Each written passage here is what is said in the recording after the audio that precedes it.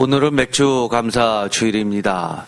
오늘 우리에게 주신 하나님의 말씀은 출애굽기 24장, 출애굽기 32장, 지난 수요일 날 했었던 말씀의 뒷부분을 계속해서 해 나갑니다. 특별히 오늘은 32장을 다루게 됩니다. 지난 시간에는 우리가 출애굽기 24장, 즉 32장 오늘의 말씀의 배경에 대해서 나눴었습니다.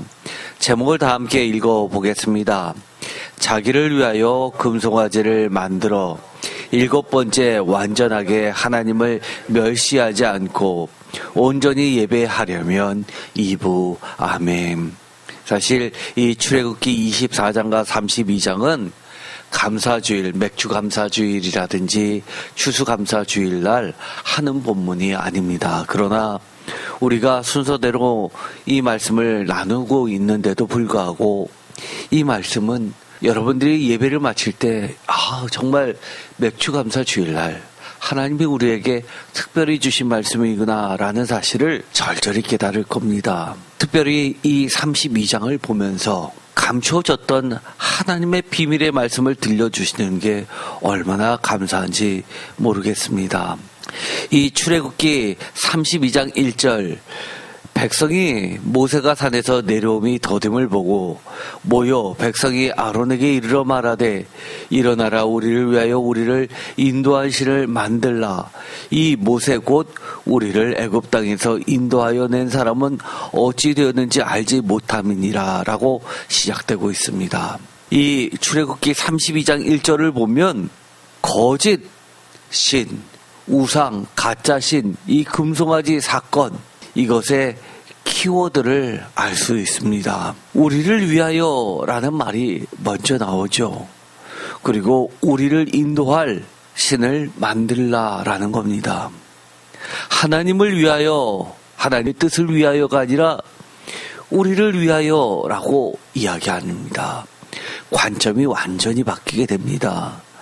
또 하나님을 섬기는 이유, 신을 섬기는 이유는 우리를 인도할 신이 없기 때문이라는 겁니다. 하나님이 우리를 인도하셨음에도 불구하고 그 신은 지금 없다는 겁니다. 그러면서 우리를 인도할 신을 키워드 만들라라고 합니다.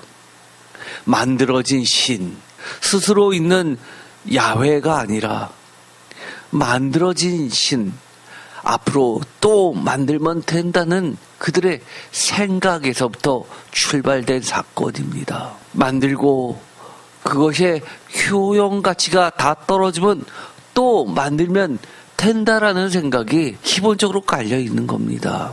그러면서 또 중요한 이야기를 하죠. 이 신의 특징은 형상입니다. 형상이 뭡니까? 영어로 치면 아이돌이죠. 흔히 쓰는 말입니다. 또 아이콘입니다. 컴퓨터에 보면 아이콘이라고 클릭하면 프로그램에 들어갑니다. 모양이죠. 형상입니다. 한마디로 이 신이라는 것은, 우상이라는 것은 보여야 된다는 겁니다. 우리가 수많은 바탕화면에 아이콘이 있는데 그 모양만 봐도 어떤 건지 약속이나 되어 있는 것처럼 알 수 있습니다. 이런 신은, 이런 우상은 우리에게 재물을 갖다 주는 신이구나. 풍요를 갖다 주는 신이구나. 자녀, 다산의 축복이 있는 신이구나. 보면 알 수 있다는 겁니다. 똑똑해지고 세상에서 잘 나가는 신이구나. 그렇게 만들어주겠구나. 이 신은 병이 걸렸을 때 고쳐주는 신이구나. 보면 알 수 있다는 겁니다. 그런데 이런 금송아지 사건의 키워드 자신들이 알지 못함이라고 이야기합니다. 다시 한번 1절을 읽어볼까요? 다 같이 읽겠습니다. 백성이 모세가 산에서 내려옴이 더딤을 보고 모여 백성이 아론에게 이르러 말하래. 일어나라 우리를 위하여 우리를 인도할 신을 만들라. 이 모세 곧 우리를 애굽 땅에서 인도하여 낸 사람은 어찌 되었는지 알지 못함이니라. 사람들이, 백성들이 만들어낸 신, 백성이라고 시작됩니다. 하나님께서 나는 스스로 있는 자, 참신을 가르쳐 줬는데도 백성들은 만들어내면 그만이라고 이야기합니다. 일어나라 서로 힘을 주면서 격려합니다.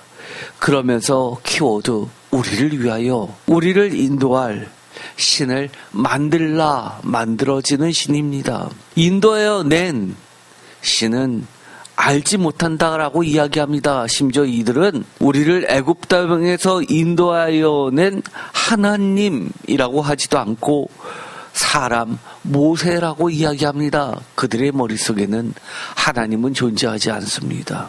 32장 4절 아론이 그들의 손에서 금고리를 받아 부어서 조각칼로 새겨 송아지 형상을 만드니 그들이 말하되 다 같이 읽겠습니다.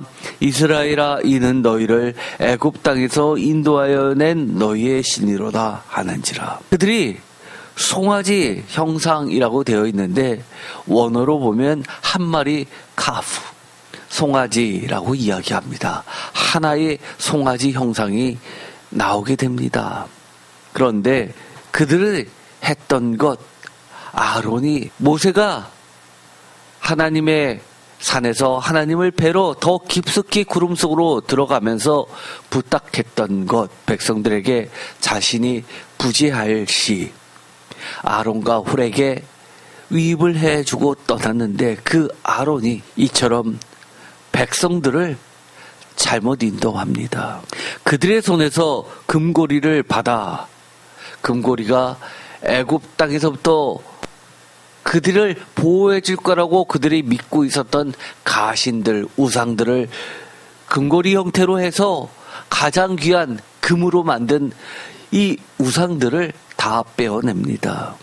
그것을 부셔서 없애는 것이 아니라 더 큰 우상을 만들어냅니다. 우리가 하나님을 믿는다고 하면서도 잘못된 것을 빼내는 듯 하지만 더 큰 우상을 만들어냅니다. 교회에 나옵니다. 더 큰 우상으로 하나님을 대체해버리는 모습들을 자주 보기 때문입니다. 그러자 아론이 이 송아지 우상을 형상, 아이콘, 아이돌을 만들자 그들이 말합니다. 이스라엘아 이는 너희를 애굽 땅에서 인도하여 낸 너희의 신이로다 하는지라. 아까는 1절에서 우리를 인도해낸 모세라고 했는데 이제는 신으로서 발전되긴 하지만 여전히 그들의 인식 가운데는 하나님은 존재하지 않습니다. 야훼 하나님은 사라지고 우상이 그들의 과거조차도 지배했던 신으로 인정해버립니다. 이제 바로 만들어낸 신, 앞으로의 신이 아니라 과거부터 지금과 미래까지를 모두 맡긴 신이 되어버리고 맙니다. 완벽한 신이 되는 듯 합니다. 이 이야기의 핵심, 우상 금송아지 사건은 10번이나 하나님을 멸시했었던 것 중에서 7번째, 7은 성경에서 매우 중요하죠. 3, 7 이런 것처럼 안식일, 예배와 관련된 꼭지점에 이 금송아지를 예배하는 사건으로 그려놓고 있다는 사실은 특별한 하나님의 경고가 있는 겁니다. 누구나 다 우리 모두가 범할 수 있는 죄악을 드러내고 있습니다. 제가 2015년 9월 12일 날 새벽 예배 때 했던 설교를 들어보라고 말씀을 드렸습니다. 다 여러분 들어보셨죠? 제가 들어보라고 할 때는 제가 했던 목소리가 아닙니다. 하나님이 여러분에게 다시 한번 기억하라고 하시는 말씀입니다. 2015년 9월 12일 날 했었던 새벽 예배 설교 매우 간단하고 짧습니다. 제목을 다시 한번 읽어볼까요? 다 같이 읽겠습니다. 진정한 출애굽, 거짓된 예배자에서 참된 예배자로. 아멘. 이때 제가 했었던 설교 중에서 아주 중요한 신앙적이 아니라 신학적 내용을 했었던 이야기가 있습니다. 이 금송아지 사건이 왜 중요하냐면 나중에 무엇으로 발전되냐면 남유다와 북이스라엘로 둘로 나누게 되는데 이 사건이 어떤 것으로 바뀌냐면 여로보암 사건으로 바뀌게 됩니다. 기억나십니까? 두 개의 여로보암이 만든 재단에서 금송아지를 세우게 되죠. 복수입니다. 그런데 오늘의 말씀에 이 32장에 보면 한 마리의 카프를 만든다고 하는데 그 뒤에 본문에 보면 원어로 보면 복수로 표시되어 있습니다. 특별히 이 4절 말씀 아론이 했던 말입니다. 아론이 송아지 형상을 만드니까 이스라엘아 그들이 말합니다. 이는 너희를 애굽 땅에서 인도하인 너희의 신이로다 할 때 이 신이로다 할 때 원문은 너희의 신들이다라고 복수로 되어 있습니다. 물론 이것은 두 가지 의미로 바꿔서 생각할 수 있습니다. 하나는 엘이라는 신이 단수이고 엘로힘 해서 복수로 해서도 신입니다. 엘로힘 할 때는 복수이지만 단수로 이야기하고 하나님을 이야기합니다. 엘로힘 강의를 나타내죠. 강조입니다. 예를 들어서 샌드 하면 모래이지만 샌즈 하면 강의가 돼서 복수가 돼서 사막으로 뜻이 바뀌는 것처럼 엘은 신이지만 영어로 하면 갓입니다. 그러나 엘로힘은 가스해서 갓즈해서 이 S가 들어가지만 신들이라고 번역할 수도 있고 또 하나는 그냥 신 하나님이라고 번역 가능합니다. 그래서 이 출애굽기 32장 4절의 말씀은 두 가지 의미를 다 중의적으로 두 가지 뜻으로 해석 가능합니다. 그래서 남과 북으로 나눌 때 북이스라엘에서 예루살렘 성전으로 백성들이 내려가는 것을 방해하면서 두 곳에다가 제단을 쌓고 금송아지를 세우게 됩니다. 이들의 전통, 신앙적 근거라고 하는 것은 아론이 만들었다는 거죠. 우리가 이 성경 말씀을 볼 때 사실은 글자 그대로 단순지, 복순지 이런 것조차도 굉장히 중요할 때가 많습니다. 그럴 때가 많은 게 아니라 전부 그렇죠. 우리가 10가지 이야기들을 하면서 이 10번이라고 하는 것은 수없이 많은 이라는 뜻이라고 말씀을 드렸습니다. 놀랍게도 이 10번이라는 이 10의 숫자는 12명의 정탐을 보냈을 때 2명 여호수아와 갈렙을 뺀 나머지 10명 할 때도 이 10이라는 숫자가 들어갑니다. 10명의 정탐꾼들이 하나님을 멸시하면서 악평했었던 그 10명의 정탐꾼은 다른 말로 이야기하면 수없이 많은 사람들이 악평했다라고도 말할 수 있는 겁니다. 그런데 이 출애굽기 32장의 배경인 출애굽기 24장은 제가 지난 시간에 중요한 얘기를 했습니다. 많은 분들이 잘 모르는 내용이지만 우리가 너무 많이 교회에서 듣는 중요한 이야기, 시내산 언약이라는 말을 합니다. 시내산 언약이 바로 출애굽기 24장에서부터 32장 사이에 있는 모든 내용이 다 시내산 언약입니다. 그런데 이 시내산 언약과 관련해서 율법 수여절로 지키고 있습니다. 유대인에게서는 3대 절기 중에서 이 초실절, 오늘로 치면 맥주 감사절이죠.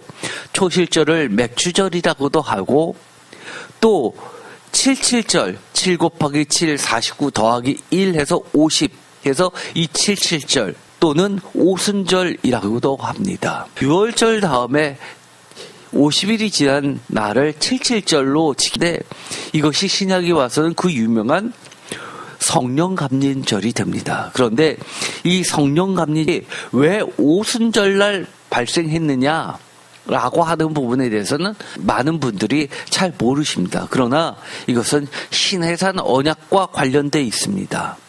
율법 수여절 하나님께서 직접 모세에게 그리고 하나님의 백성들에게 율법을 수여해 주신 날이기 때문에 오순절날 여호와의 영에 감동되어서 성령으로서 하나님의 새 언약, 하나님의 율법, 새 율법을 주어진 날이기 때문에 성령 감절이 되는 겁니다. 또 3대 절기에는 유월절도 있었죠.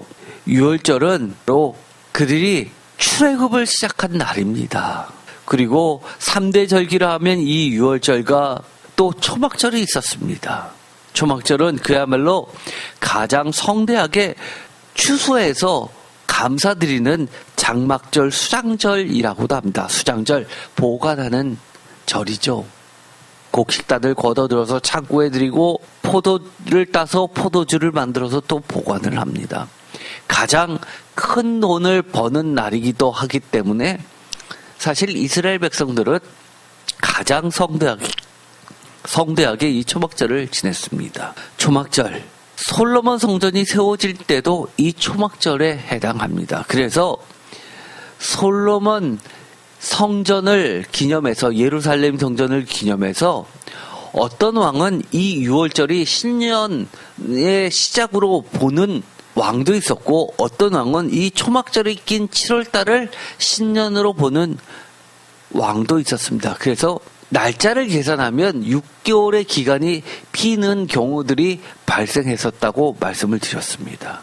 우리가 출애굽기 24장의 핵심은 3절과 12절이라고 말씀을 드렸죠. 3절, 여호와의 말씀과 그의 모든 율례라는 말씀이 굉장히 중요하다고 했습니다. 12절, 여호와의 산 시내산에서 율법과 계명, 이것은 그 이후에 친히 기록한 돌판, 십계명이란 말은 없지만 하나님께서 친히 기록한 돌판이라는 말이 중요하다고 했죠. 이것은 전후 문맥을 보았을 때 십계명으로 이해하는 것이 무난하다고 말씀을 드렸습니다. 돌판일 때 그저 스톤을 의미한다고 했습니까? 그들에게 있어서 이 스톤은 단순히 돌멩이가 아니라 영원을 상징한다고 했죠. 영원한 언약, 영원한 율법과 계명, 십계명을 이야기하는 겁니다. 이 십계명 사건이 출애굽기에 그리고 신명기에 두 번이 기록되어 있다는 겁니다. 출애굽기 19장에 그리고 또 신명기 5장에 두 번 기록되어 있습니다. 십계명의 내용은 출애굽기 20장에 나와 있습니다. 특별히 1절에서 17절입니다. 그런데 십계명 수여 사건은 출애굽기 19장에 기록이 되어 있습니다. 이 십계명의 내용이 무엇이냐라고 1계명, 2계명, 3계명 이런 식으로 자세히 설명되어 있는 것은, 그 내용이 기록되어 있는 것은 출애굽기 20장 1절에서 17절입니다. 십계명을 수여한 사건은 출애굽기 19장과 출애굽기 34장에 기록되어 있고, 이 내용 출애굽기 20장 1절에서 17절은 신명기에 또 기록이 되어 있습니다. 신명기 5장 6절에서 21절에 기록이 되어 있어서 십계명의 내용은 이처럼 출애굽기 20장 1절에서 17절까지의 내용과 신명기 5장 6절에서 21절까지의 내용이 완전히 일치하느냐? 사실 두 가지 본문의 약간의 차이를 보게 됩니다. 그래서 이거는 신학적으로 많은 논란이 있습니다. 이것은 별도로 나중에 말씀을 드리겠지만, 신학적으로는 매우 중요하지만 신앙적으로는 우리가 거의 두 가지를 동일하게 봐도 크게 문제가 없습니다. 어쨌든 간에 첫 번째 십계명은 돌판이라도 영원할 줄 알았지만 깨졌다는 것이 중요합니다. 그래서 두 번째 돌판을 다시 한번 주시게 됩니다. 이처럼 이 십계명은 두 번의 사건을 통해서 우리에게 예표해 주시는 사건이 있습니다. 우리가 생각하기에 영원할 것 같지만 십계명조차도 영원하지 않다는 겁니다. 결국 하나님은 두 번의 사건을 통해서 이미 그들이 갖고 있다고 하는 이 십계명 두 번째 돌판조차도 지금은 어디에 있는지 모를 정도로 사라져 버렸지만, 하나님께서 이제는 결코 깨지지 않은 영원한 하나님의 언약, 바로 예수 그리스도를 우리에게 다시 주셨다는 겁니다. 그것이 돌이 아니라 진짜 영원한 언약이라는 겁니다. 그래서 우리가 이 십계명과 관련해서 반드시 기억해야 되는 것은 출애굽기 19장부터 쭉 이어지는 19장에서 32장 그리고 34장, 신명기 5장 이 세 개의 본문은 우리가 반드시 기억해야 합니다. 다시 한번 정리해 보겠습니다. 십계명의 수요 사건인 출애굽기 19장과 출애굽기 34장 28절과 29절. 두 번째 중요한 것은 두 돌판 십계명 사건 이야기는 출애굽기 19장과 34장에 두 번 기록되어 있다는 사실입니다. 그리고 십계명의 내용 이것은 출애굽기 20장 1절에서 17절까지와 신명기 5장 6절에서 21절에 이르기까지 성경에 두 번 기록되어 있다는 겁니다. 그래서 출애굽기 24장은 출애굽기 19장에서 23장까지와 또한 같습니다. 내용을 보면 분량은 축약되어 있지만 그 내용이 뭐냐라고 했을 때 출애굽기 19장에서 23장까지를 24장에 정리해 놨고 24장부터 아까 이야기했었던 이 32장까지 사이에 있었던 그 모든 내용은 다시 자세히 하나님의 율법이 뭐냐, 계명이 뭐냐를 자세히 설명되어 놓은 겁니다. 그래서 크게 보면 이처럼 19장에서부터 결국은 어디까지 가게 됩니까? 32장까지도 가게 되는 겁니다. 그 정점에 24장과 32장이 있는 겁니다. 시내산에서 율법 수여받은 내용, 율법과 규례, 다른 말로 이야기하면 율법과 정결례법이라고도 할 수 있죠. 예를 들어서 출애굽기 20장에서 23장 그리고 출애굽기 34장에서 35장 사이에는 여러 가지 율례들이 있습니다. 그리고 출애굽기 34장에서 40장 끝까지 특히 34장에서 35장의 율법과 규례, 35장에서 40장까지 성막을 만드는 것, 성전에 쓰여지는 이 기구들에 대한 이야기, 절기 규정들, 임직식 같은 내용들이 다 기록이 되어 있습니다. 그래서 지금 제가 복잡하지만 이 말씀드렸던 요 내용은 출애굽기와 신명기를 아마 전체적으로 정리할 수 있는 매우 귀한 자료이니까 여러분이 성경책에 꼭 써 놓으시면 도움이 될 듯합니다. 아론과 이스라엘 옛사람들의 금송아지 사건, 이것은 출애굽기 32장에 기록이 되어 있죠. 저는 옛사람들 1세대라고 이야기합니다. 그런데 하나님께서는 이들을 다 멸하시는 근본적인 것, 그리고 하나님을 멸시하고 가나안 땅 입성을 거부했던 이들은 진멸시키고 새로운 세대, 제2세대를 하나님의 은혜로 그들을 입성시키십니다.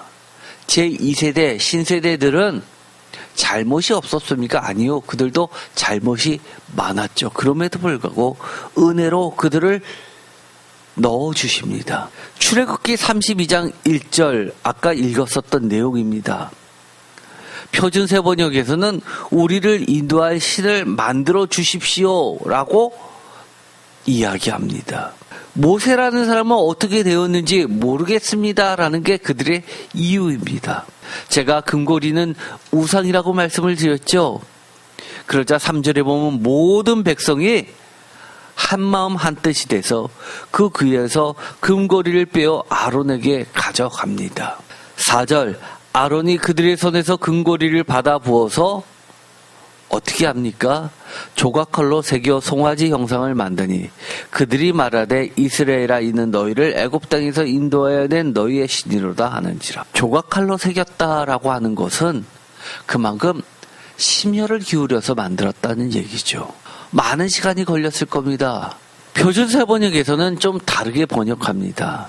아론이 그들에게서 그것들을 받아 녹여서 그 녹인 금을 거푸집에서 부어 송아지 상을 만드니 그들이 외쳤다라고 하면서 거푸집을 먼저 만든 다음에 부어서 그것을 꺼내는, 이 거푸집을 부신 다음에 이 만들어진 송아지 형상을 꺼내는 것으로 나타내고 있습니다. 그렇기 때문에 조각칼로 새겨서 만드는 어떤 것은 거푸집이라는 것을 표준세 번역은 이야기하는 것이고, 개역 개정은 이 조각칼로 새겼다라는 것은 보다 섬세하게 우상을 조각칼로까지 새겼다라고 하면서 약간의 차이점을 나타내고 있습니다. 그런데 그 뒤에 보면 아론이 했던 말로 보면 마치 튀어나왔다, 저절로 생겼다라는 식으로 이야기하는 것을 보면 이 표준세 번역에 오히려 방점을 두고 있는 것 같습니다. 우상, 금송아지의 출발점이 무엇입니까? 시작점이 무엇입니까? 바로 우리를 위하여라는 겁니다. 하나님은 왜 출애굽을 시키셨습니까? 물론 그들을 위했죠. 종된 이들이 하나님께 부르짖었습니다. 그러자 하나님께서 그들의 소리를 들으셨습니다. 그리고 안타까워하시면서 그들을 빼내십니다. 그런데 바로에게 가서 이야기하라고 할 때 하나님은 명확하게 이야기하십니다. 노예에서 해방시키시기 위하여 광야로 보내겠다라고 이야기하지 않습니다. 하나님은 이렇게 이야기합니다. 광야로 가는 이유, 예배하러 하기 위하여라는 겁니다. 그런데 이들은 이렇게 이야기합니다. 시작, 출발이 우리를 위하여라고 하는 겁니다. 하나님은 예배하러 라고 하는데 이들은 시작부터 하나님의 목적을 상실한 백성들입니다. 우리가 신앙생활을 합니다.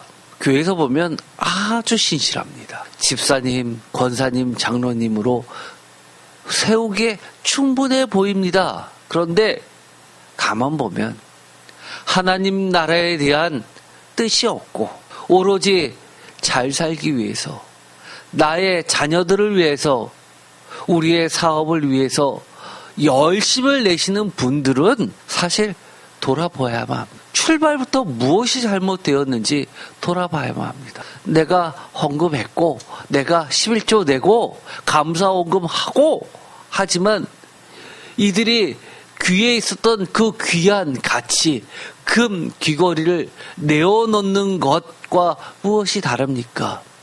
더 큰 우상을 만들기 위해서 작은 우상을 내어놓는 것과 무엇이 다릅니까? 하나님 나라를, 하나님 뜻을 상실한 수많은 기독교인들을 우리는 돌이켜봐야 합니다. 우리가 기도를 해보면 개인 기도는 잘 드러나지 않는데 대표 기도를 해보면 알 수 있습니다. 아, 이분이 하나님의 나라에 대한 뜻이 있구나 없구나, 이것이 명확하게 알 수 있습니다. 우리 자신 돌아봐야만 합니다. 그런데 우리의 말씀을 하나씩 32장을 처음부터 끝까지 한번 돌이켜볼까요? 한 절 한 절이 다른 사람의 이야기가 아니라 바로 우리 자신의 이야기라는 사실을 알 수 있습니다. 출애굽기 32장 5절, 아론이 보고 그 앞에 제단을 쌓고 이에 아론이 공표하여 이르되 내일은 여호와의 절이니라. 절일, 다른 말로 이야기하면 기념일이라는 겁니다. 쉽게 말해서 맥주절처럼 이런 절기라는 겁니다. 쉽게 말해서 축제라는 겁니다. 기쁜 날이죠. 6절, 이튿날에 그들이 일찍이 일어나 번제를 드리며 화목제를 드리고 백성이 앉아서 먹고 마시며 일어나서 라고 하는 것은 제가 지난 시간에 수요일날 이야기했습니다.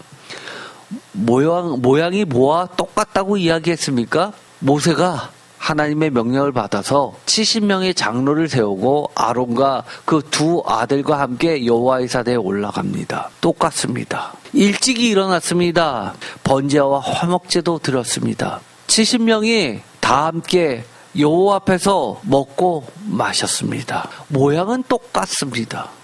그런데 달라지는 게 있다고 했죠. 제가 2015년 설교 들어보라고 했습니다. 거기서 달라지는 부분에 대해서 제가 설명을 해드렸죠. 무엇이었습니까? 바로 뛰놀더라라고 하는 부분입니다. 이것은 가나안의 제사 방식을, 바알을 섬기는 방식, 아세라를 섬기는 방식을 그대로 가지고 옵니다. 그것이 로마 시대에 와서는 포도주의 신, 풍요의 신 바카스와 같다. 받았다고 이야기했습니다. 전 세계에 이름은 다르지만 이런 신들은 다 있습니다. 우리나라에서도 샤머니즘이 있었죠. 어떤 가게를 차렸습니다. 상점을 차렸습니다. 땅의 신에게 떡고사를 지냅니다. 똑같습니다. 전 세계에 널려 있는 것이 이런 풍요의 신입니다. 우리가 하나님을 섬긴다고 하면서 옛 모습 그대로 가져와서 예배를 드립니다. 비슷합니다. 번제도 드리고 화목제도 드리면서 먹고 마시면서 그러나 뛰노는 방식으로 바뀌게 됩니다. 표준세 번역은 흥청거리며 라고 이야기합니다. 얼마나 남잡한 성행위가 벌어졌는지를 함축적으로 보여주고 있습니다. 이때 하나님은 다 보고 계셨습니다. 32장 7절 여호와께서 모세에게 이르시되 너는 내려가라 내가 애굽 땅에서 인도하여 낸 내 백성이 부패하였도다 라고 하면서 내 백성이라고 이야기하지 않고 너의 백성 your people이라고 이야기합니다. 꼴보기도 싫다는 이야기 아닙니까? 이미 그들이 하나님을 떠났다라고 이야기하시는 겁니다. 8절 그들이 내가 그들에게 명령한 길을 속히 떠나. 하나님은 이렇게 이야기합니다. 한참 만에라고 이야기합니까? 아니요. 속히 떠났다고 이야기합니다. 이럴 수가 있어? 그러나 우리 모습 돌아보면요. 하나님께 은혜를 입었습니다. 그런데 얼마 되지 않아 문제가 해결되고 나니까 언제 그랬냐 하듯이 하나님 잊어버리고 내 힘과 내 능력으로 구출을 받았다고 생각합니다. 심지어 내가 그만큼 노력했다라고 생각을 합니다. 속히 떠났습니다. 그러면서 이렇게 이야기하십니다. 자기를 위하여 송아지를 부어 만들고 그것을 예배하며 그것에게 제물을 드리며 말하기를 이스라엘아 이는 너희를 애굽 땅에서 인도하여 낸 너희의 신이라 하였도다. 이들이 속히 떠나서 자기를 위하여 송아지를 부어 만들고 말하는 모습을 들으면 정말 과간입니다. 이 모습을 보면 무엇이 생각납니까? 어떻게 과거의 사건까지도 둔갑할 수 있을까라고 생각하십니까? 아니요. 우리 흔히 하는 이야기입니다. 문제가 해결됐습니다. 돌이켜보면 정말 눈물 콧물 다 흘리면서 매일 교회에 나와서 목사님께 부탁하면서 그렇게 기도드렸습니다. 그런데 문제가 해결되니까 이렇게 이야기합니다. 시간이 지나서 해결될 일이었어 라고 이야기합니다. 시간이 지나면 자연스럽게 치유될 이야기입니까? 날 때가 됐어. 고쳐질 때가 됐어. 회복될 때가 됐어 라고 이야기하십니까? 또 다른 신을 만들어내고 있습니다. 원래 세상은 그런 거야. 신은 새롭게 지금 만들어냈는데 과거 일조차도 자연의 법칙처럼 그렇게 치부해 버립니다. 10절 하나님께서 이렇게 이야기하십니다. 그런즉 다 같이 읽겠습니다. 내가 하는 대로 두라. 무서운 이야기입니다. 아멘이십니까? 아멘 하셔야 됩니다. 내가 하는 대로 두라라고 이야기합니다. 그 말이 무엇입니까? 그 뒷 하반절을 다 같이 읽겠습니다. 내가 그들에게 진노하여 그들을 진멸하고 너를 큰 나라가 되게 하리라. 아멘. 하나님께서 이렇게 이야기하십니다. 60만 명 그거 별거 아니라고 이야기합니다. 다 없애버리시겠다. 그러면서 모세에게 내가 너를 통해서 이 60만을 다시 만들어 버리겠다라고 이야기합니다. 너를 모세만큼은 다시 큰 나라가 되게 세울 테니까 너도 그들 포기해라라는 겁니다. 그러자 모세가 이렇게 이야기합니다. 11절 모세가 그의 하나님 여호와께 구하여 이르되 다 같이 읽겠습니다. 여호와여 어찌하여 그 큰 권능과 강한 손으로 애굽 땅에서 인도하여 내신 주의 백성에게 진노하시나이까. 어찌하여라고 하면서 중보기도를 드리는데 이게 바로 모세가 하나님께서 왜 지도자로 세우셨는지를 충분히 알 수 있게 하는 기도 내용입니다. 다릅니다. 12절 다시 한번 어찌하여라고 하면서 이렇게 이야기합니다. 다 같이 읽겠습니다. 어찌하여 애굽 사람들이 이르기를 여호와가 자기의 백성을 산에서 죽이고 지면에서 진멸하려는 악한 의도로 인도하여 내었다고 말하게 하시려 하나이까. 주의 맹렬한 노를 그치시고 뜻을 돌이키사 주의 백성에게 이 화를 내리지 마옵소서. 아멘. 그러면서 하는 말이 이겁니다. 나를 위해서 내가 지도자가 여전히 유지되면서 그들을 못지않게 새로운 백성이 생겨도 저는 그거 원치 않습니다. 제가 지금까지 하나님과 함께 이 백성을 동고동락했던 이유는 다른 게 아니라 하나님 때문이었습니다라고 이야기하는. 여호와 자기의 백성을 산에서 죽이고 지면에서 진멸하려는 악한 의도로 인도하여 내었다고 많은 이방 민족들이 말하게 하는 것을 듣고 싶지 않다는 겁니다. 얼마나 멋지십니까? 우리가 하나님의 나라를 위해서 열심히 싸웁니다. 내 자존심 때문에 그렇습니까? 아니요. 하나님 때문에 싸우는 겁니다. 그러면서 주의 맹렬한 노를 그치시고 뜻을 돌이켜 달라고 기도합니다. 그러면서 이 결정적인 이야기를 합니다. 13절 다 같이 읽겠습니다. 주의 종 아브라함과 이삭과 이스라엘을 기억하소서. 주께서 그들을 위하여 주를 가리켜 맹세하여 이르시기를 내가 너희의 자손을 하늘의 별처럼 많게 하고 내가 허락한 이 온 땅을 너희의 자손에게 주어 영원한 기업이 되게 하리라 하셨나이다. 아멘. 이 모세가 붙잡고 있는 게 뭡니까? 모세가 끝까지 놓지 않고 있는 게 뭡니까? 바로 하나님의 약속의 말씀입니다. 성경 말씀이죠. 주의 종 아브라함과 이삭과 이스라엘을 기억하소서. 주께서 그들을 위하여 주를 가리켜 맹세하여 이르시기를.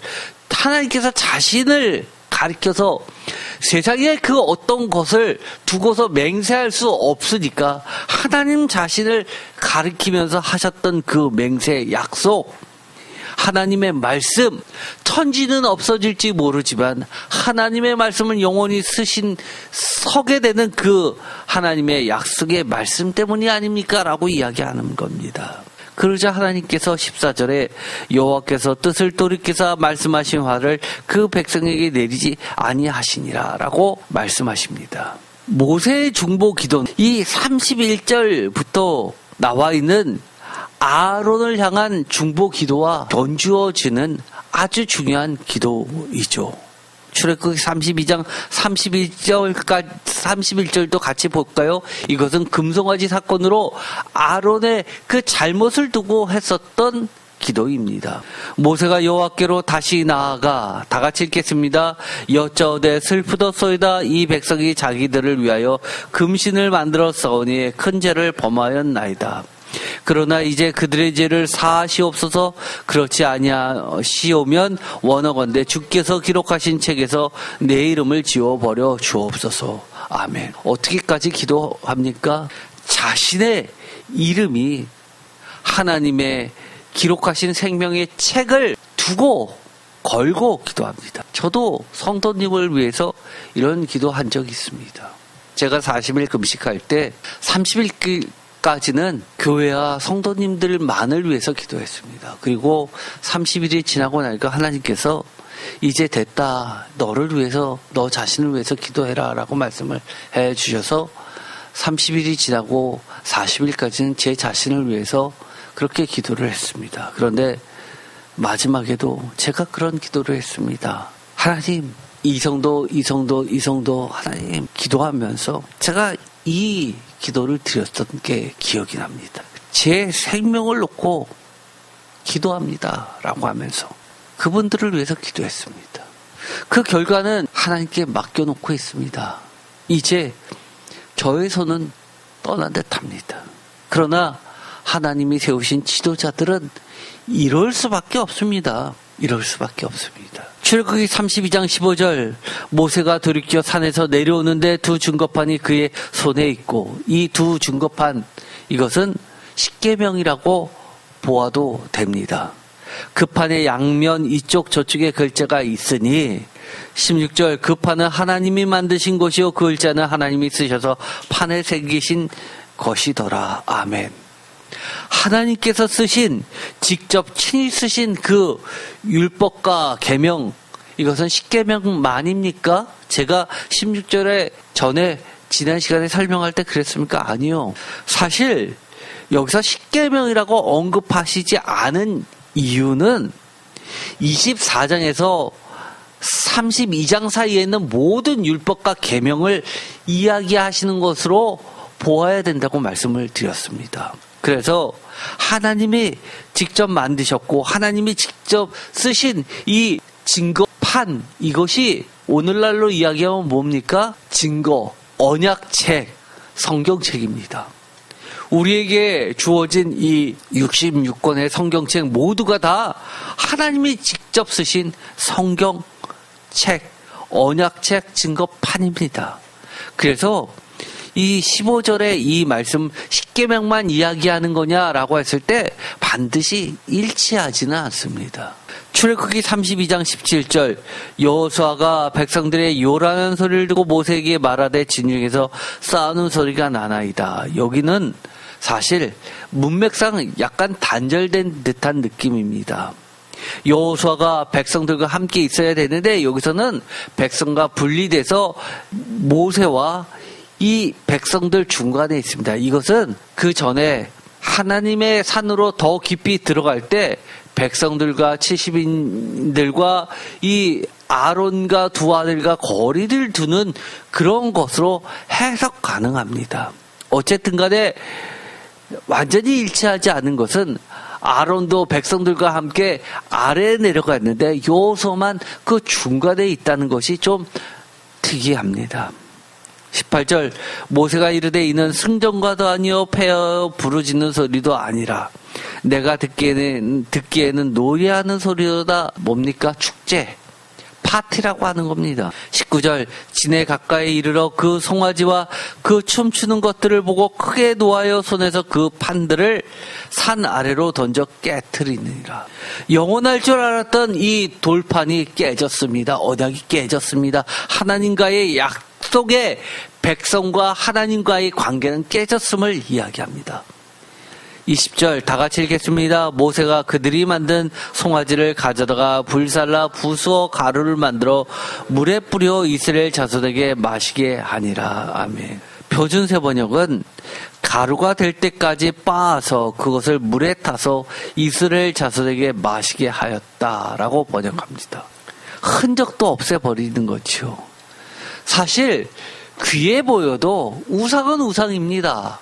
아무리 금이라도 우상입니다. 이런 것들은 없애버려야죠. 사실 출애굽한 백성들이 나와서 성막을 만들었습니다. 그런데 성막을 만들고도 여전히 가신들을 그들의 귀에서 빼내지 않고 있었다는 것 자체가 이해 불가능한 겁니다.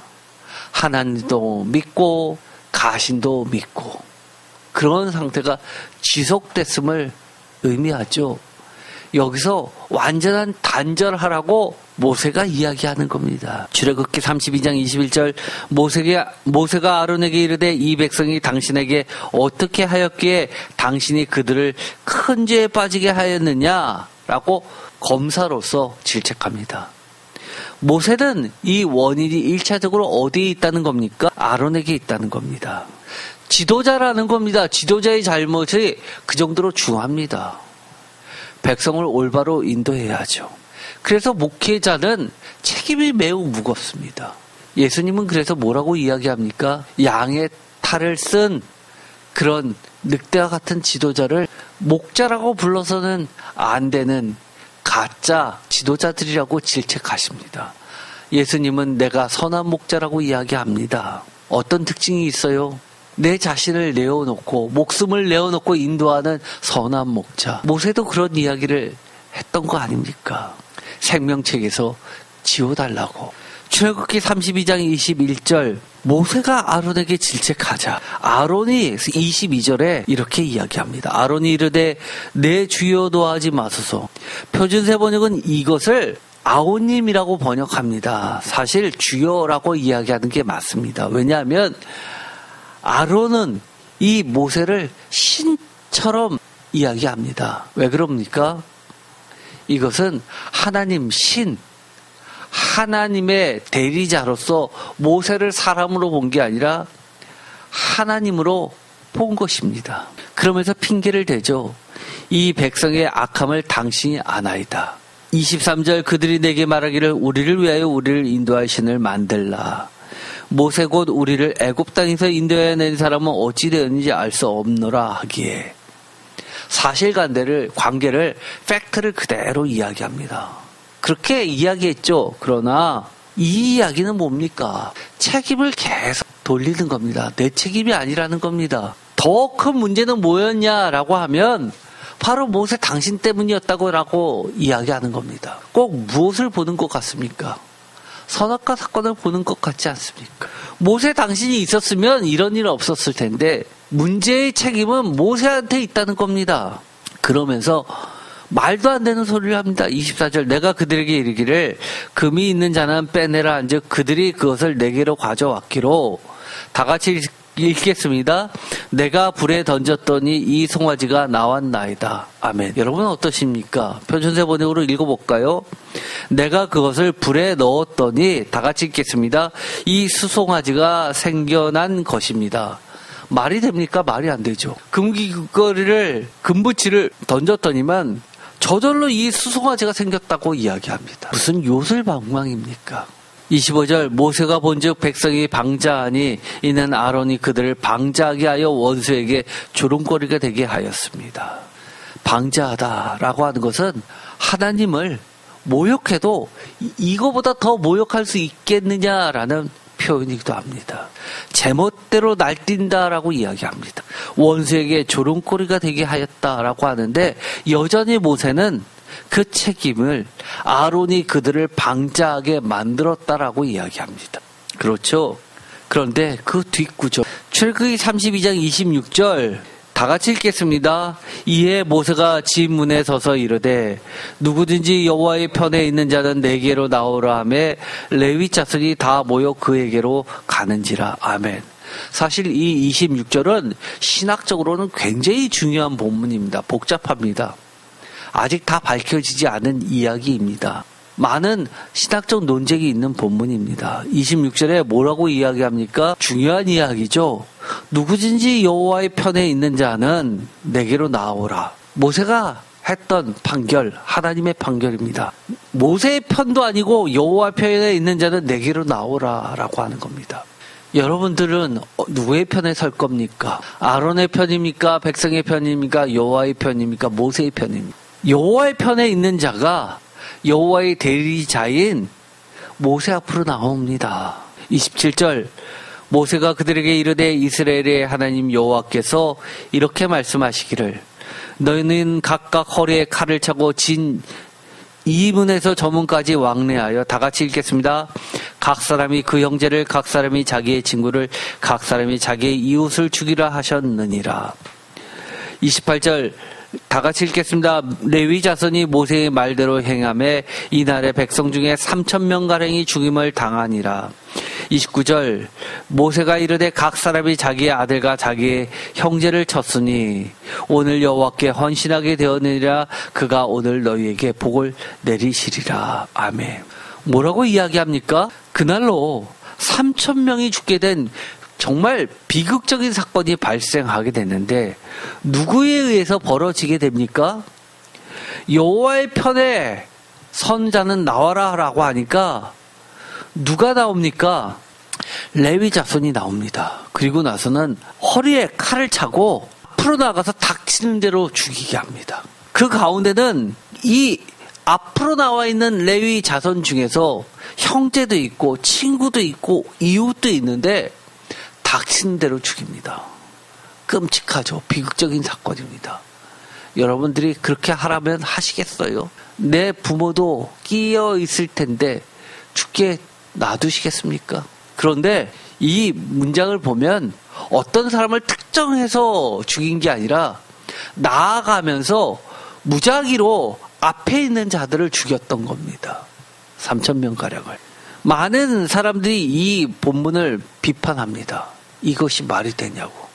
그러나 이것을 말하는 겁니다. 마치 엘르아살이 광야에서 간음했던 자들을 이방신에게 제사에 참여했던 자들을 죽였던 것과 마찬가지로 영원한 제사장의 역할을 감당했던 것과 비슷한 본문입니다. 그러나 여기서는 누가 등장하냐 하면 특이하게 레위 자손이 등장합니다. 아론이 잘못이 제일 큰데 아론을 놔두고 이런 일이 벌어졌다는 게 사실 앞뒤 본문이 맞지 않습니다. 제일 먼저 죽이면 누굴 죽여야 됩니까? 아론을 죽여야 되죠. 그러나 아론은 살려두십니다. 대신 아론의 반기를 든 레위 자손들이 모세의 편에서 닥치는 대로 도륙합니다. 진멸합니다.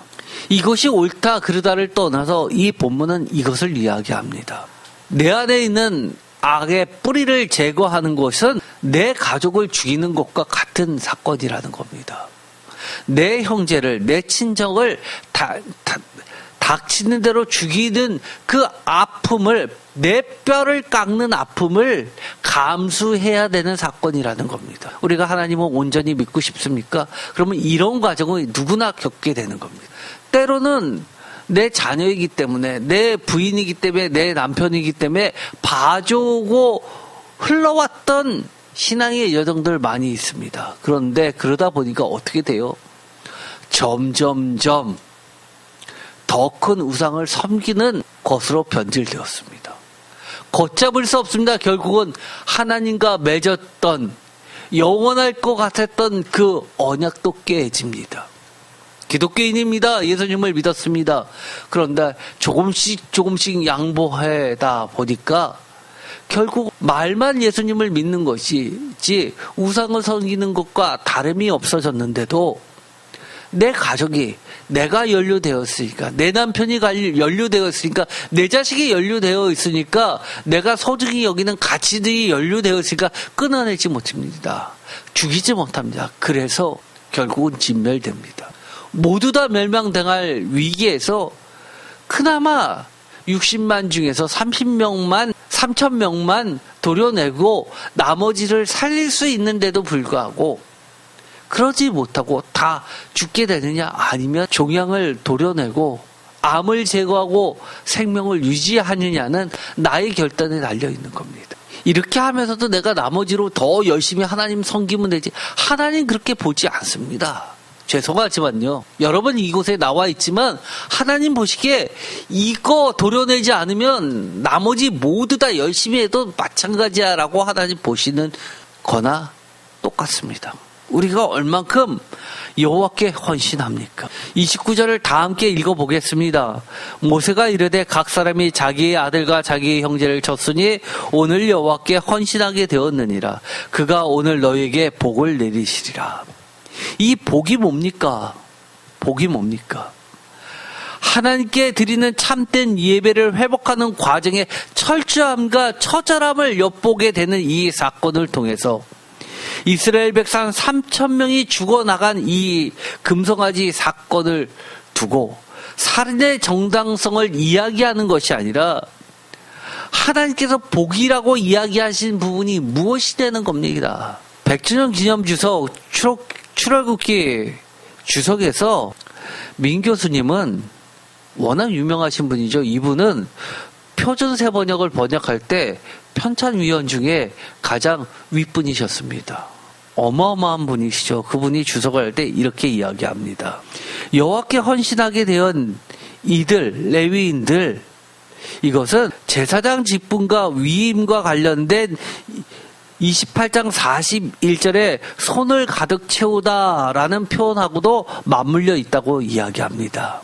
문자 그대로는 오늘날 여호와께 헌신하게 되었으니라는 이 말은 히브리어 본문이 오늘 너희가 여호와를 위해 너희의 손을 가득 채우라라는 직역과 같은 28장 41절에 손을 가득 채우다라는 이 표현, 29장 9절, 29절, 33절, 35절 등에서도 나오는 스스로 성별과 관련된 말씀이라고 이야기합니다. 그러면서 이것은 레위인들이, 이건 중요한 이야기입니다, 제사장으로 임명을 받는 것으로 이해되는 본문이라고 합니다. 그래서 아론과 그의 후손들에게 주어진 제사장직이 누구에게 이동되는 사건으로 보고 있냐면 레위 사람들에게 이동된 사건이라는 겁니다.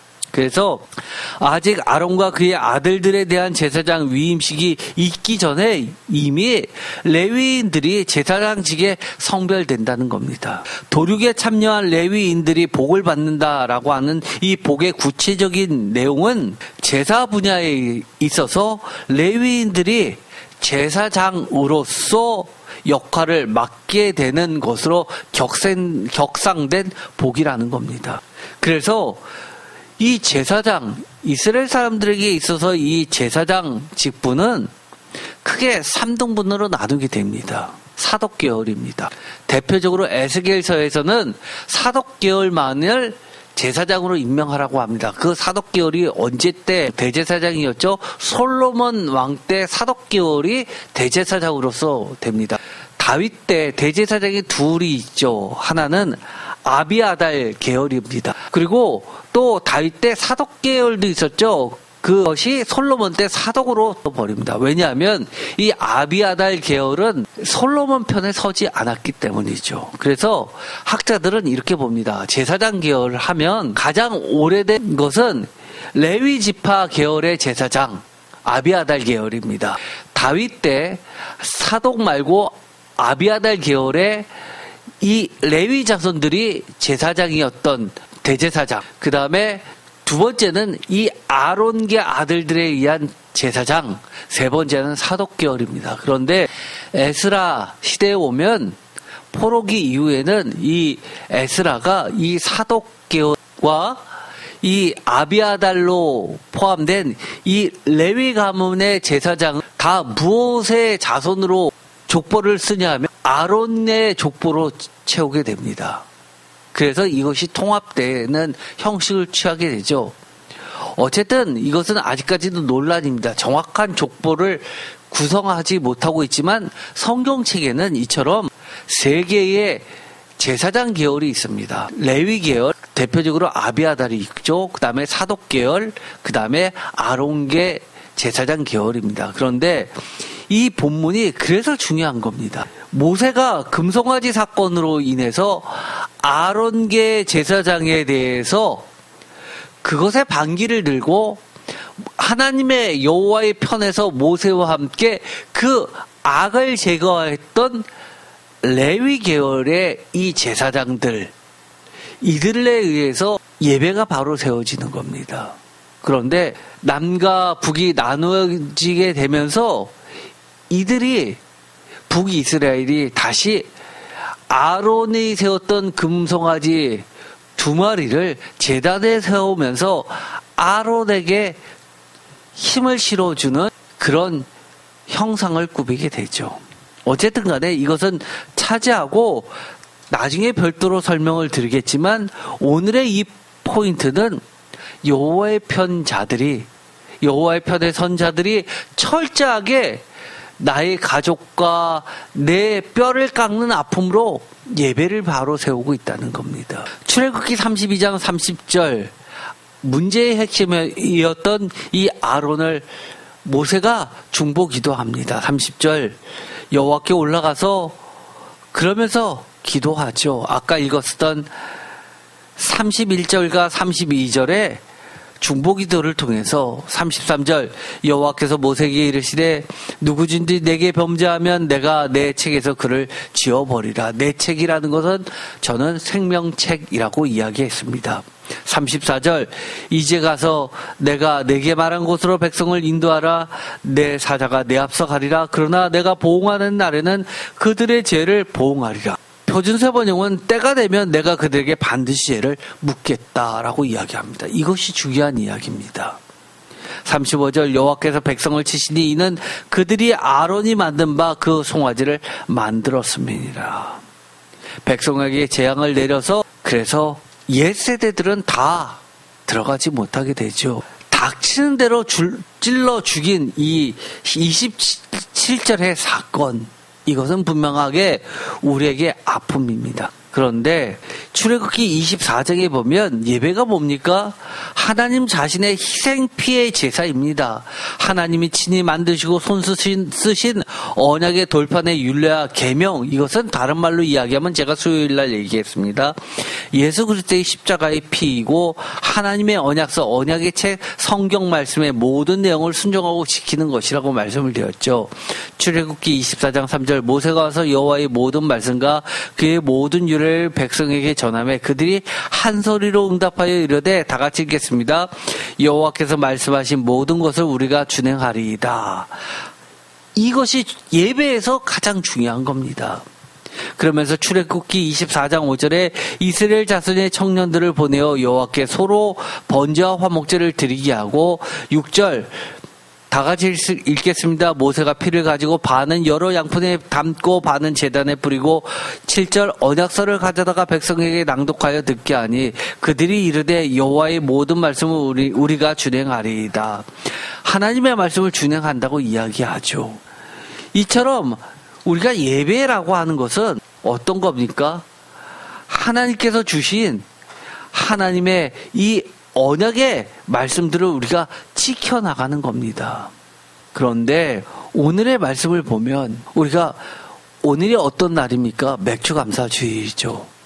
오늘 나에게 그리고 여러분에게 있어서 가장 감사한 게 뭡니까? 맥주절은 율법 수여절이라고 말씀을 드렸죠. 하나님께서 사랑하시는 이스라엘 백성에게 주신 시내산 율법을 주신 날을 기념하는 절기입니다. 그런데 오늘 우리에게 이 율법은 유대교 아닙니까? 기독교는 무엇이라고 말하는 겁니까? 유대교에서 이야기하는 율법 수여절, 그것이 다가 아니라고 이야기하는 겁니다. 나에게, 여러분에게 하나님의 말씀을 주신 것 자체에 대해서 얼마나 감사하고 있습니까? 아까 출애굽기 24장을 읽었죠? 번제와 화목제를 드리는데 피를 어디다 뿌립니까? 반은 제단에, 반은 백성들에게 뿌립니다. 예수 그리스도의 피로써 우리가 예배드리는 교회도 거룩하게 할 뿐 아니라 우리 자신도 거룩하게 해주셨습니다. 우리가 맥주 감사 주일날 제일 감사한 게 뭡니까? 율법 수여절, 예수 그리스도를 주신 날. 바울은 이거를 첫 열배라고 했죠. 맥주 감사 주일날 여러분 헌금 봉투에 그렇게 쓰셨습니까? 우리에게 하나님의 말씀을 주신 게 제일 감사합니다. 이렇게 쓰셨습니까? 그렇다면 100점입니다. 두 번째, 율법 수여절에 하나님께서는 번제의 피의 절반은 제단에 바르고 절반은 백성에게 뿌려 피의 언약을 맺어주셨습니다. 나에게 그리고 여러분에게 가장 감사한 건 맥주절이 초실절에 영원한 생명이 초실이 되신 예수 그리스도의 보혈의 피로 말미암아 예배 드릴 수 있도록 해주신 하나님이 너무 감사할 뿐입니다. 오늘 드려지는 이 예배는 지금까지 드릴 수 있게 하신 예배, 더 나아가서 내일도 드릴 예배, 또한 더 나아가서 나에게 그리고 여러분에게 숨쉬게 해주시는 생명과 생명임을 감사드릴 뿐입니다. 오늘도 대표기도 때 그렇게 기도 드리셨죠. 숨쉬게 해주시는 예배, 여호와의 숨으로 숨쉬게 해주시는 예배. 오늘 이 예배가 없으면 여러분 숨 쉬실 수 있습니까? 오늘의 이 예배가 없어도 내가 새로 하나 만들어서 그 신께 예배드리면 되는 예배입니까? 다르죠. 나에게, 여러분에게 예배 자체가 감사입니까? 세 번째, 시내산 율법에서 특히 친히 써주신 영원한 돌판조차도 아론의 금송아지 사건으로 말미암아 깨지고 다시 돌판에 십계명을 써주셨는데 지금은 어떠신가요? 하나님께서 절대로 깨지거나 다시 쓰실 필요조차도 없는 영원의 말씀의 증거이신 예수 그리스도 언약의 피를 뿌려가면서까지 새 언약, 즉 신약의 말씀을 주셨습니다.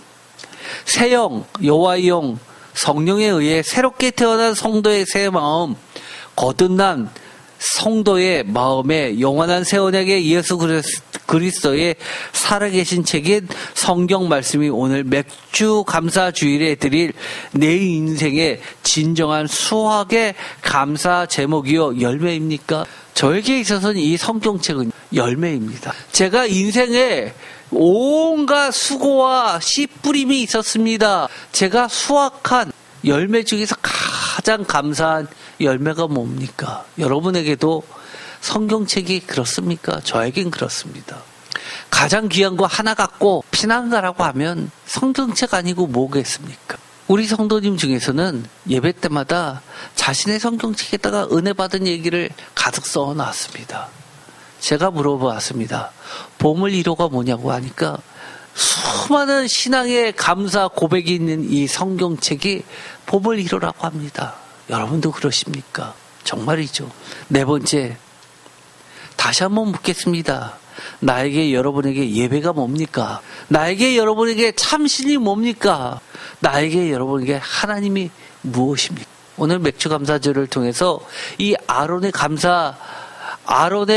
이 금송아지 사건을 보면서 이것을 한번 다시 정립했으면 좋겠습니다.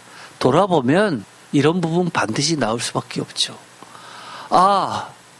내 안에서 여호와의 편에 다시 서서 내 살을 깎아내듯이 칼을 차고 내 자신을 찔러서 죽여버려야 될 그런 부분이 있지 않나 돌이켜봐야 됩니다. 내가 교회에서 집사요, 권사요, 장로요, 저는 목회자요, 또 사모요 라고 하면서 아론인 것처럼 나는 이미 많은 성도들을 이끌 지도자가 되었어 라고 스스로 나는 이미 섰어라고 생각하는 자들조차도 도려내야 되는 부분이 있는 겁니다. 오직 여호와의 편에 서서 철저하게 도려낼 때 하나님은 우리에게 복 주십니다. 어떤 복이요? 영적인 제사장의 복을 주십니다. 영원한 제사장이죠. 우리 이제 맥주 감사절을 맞이해서 하나님이 기뻐하시는, 하나님이 받으시는 예배 드려야 되지 않겠습니까? 하나님께서 너는 내 백성이야 라고 인정해 주셔야 되지 않겠습니까? 아니면 모세에게 너의 백성이라고 하면서 내 백성 아니야 라고 하는 그런 예배 드리면 되겠습니까? 오늘 2025년 맥주 감사 주일, 정말 여태까지 하지도 않았던 이 금송아지 사건 말씀을 통해서 우리가 참된 맥주 감사 예배를 드리게 되기를 축원드립니다. 기도하고 마치겠습니다. 하나님 감사합니다. 지금까지 우리가 맥주 감사 주일 하면서 우리 눈에 보기에 좋은 것들을 하나님께 감사합니다라고 올려놓았습니다. 그런데 하나님은 우리에게 물으십니다. 혹시 너 귀에 있는 가시를 빼내어서 금붙이를 빼내서 더 큰 우상 만들고 있지 않냐라고 물어보십니다. 하나님, 우리 자신이 정말 하나님 편에 설 수 있게 하시고 닥치는 대로 하나님이 싫어하시는 건 도려내고 도륙할 수 있게 하여 주옵소서. 온전히 하나님이 기뻐하시는, 하나님이 깨지지 않는 영원한 돌판, 예수 그리스도의 피와 예수 그리스도의 언약의 말씀으로 기록한 맥주 감사 예배 드리게 하여 주시옵소서. 더 이상 우리 눈에 보기 좋은 것, 우리를 위하여 신을 계속해서 만들어내지 않게 하시고 스스로 계신 오직 한 분 하나님 여호와께 우리가 참된 예배 드리면서 하나님만을 모시면서 살아가게 하여 주시옵소서. 예수 그리스도의 이름으로 기도드립니다. 아멘.